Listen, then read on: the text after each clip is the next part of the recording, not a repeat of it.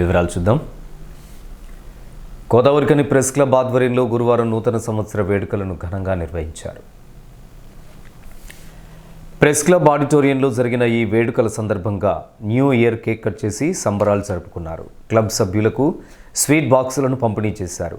పలువురు మాట్లాడుతూ సభ్యులందరికీ నూతన సంవత్సర శుభాకాంక్షలు తెలియజేశారు. కాగా ప్రెస్ క్లబ్ ఆవరణలో వాటర్ పైప్ లైన్ నిర్మాణం కోసం వ్యక్తిగతంగా 5,000 రూపాయల విరాళాన్ని అందజేసిన సిటీ కేబుల్ కెమెరామెన్ రామ్దేని సదానందంను అభినందిస్తూ క్లబ్ నాయకత్వం ఈ సందర్భంగా సన్మానించింది.